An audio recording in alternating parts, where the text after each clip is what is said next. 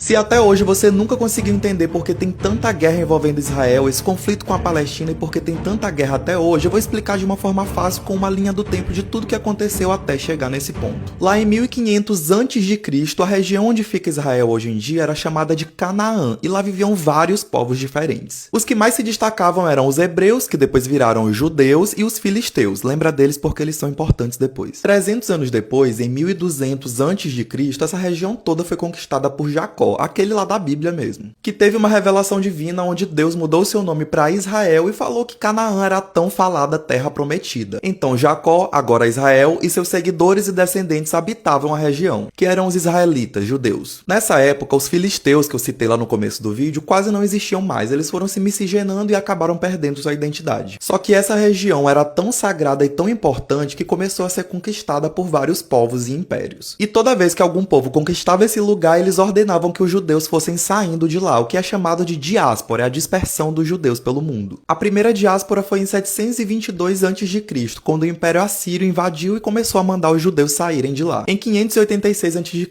o Império Babilônico invadiu e também mandou que os judeus saíssem de lá. E a diáspora mais significativa começou a ocorrer no ano 70 depois de Cristo, quando o Império Romano conquistou a região. Os judeus não queriam aceitar e se rebelaram algumas vezes, mas o Império Romano foi bem firme, destruindo o Templo de Salomão, que era sagrado para os judeus, e mudando o nome do local para Síria-Palestina. Palestina vem de Filistia, que vem de filisteus, então eles fizeram isso para provocar os judeus. Então praticamente todos os judeus saíram de lá e foram principalmente para a Europa e várias outras regiões do mundo. Com o passar do tempo, essa região foi sendo conquistada por vários outros povos, como em 395 d.C., que foi conquistada pelo Império Bizantino. E quem passou a habitar a região foram os cristãos. Até que no ano 638 a região foi conquistada pelos muçulmanos no chamado Califado Rashidun. E os árabes muçulmanos que habitavam lá começaram a ser chamados de palestinos, então a região ficou conhecida como Palestina. Mas enquanto isso, o que estava acontecendo com os judeus que estavam espalhados pelo mundo todo? Eram muito perseguidos e discriminados, principalmente na Europa, por serem estrangeiros. Principalmente na Alemanha, que eles eram acusados de tudo de ruim que acontecia com o país. Eles eram acusados de envenenar poços,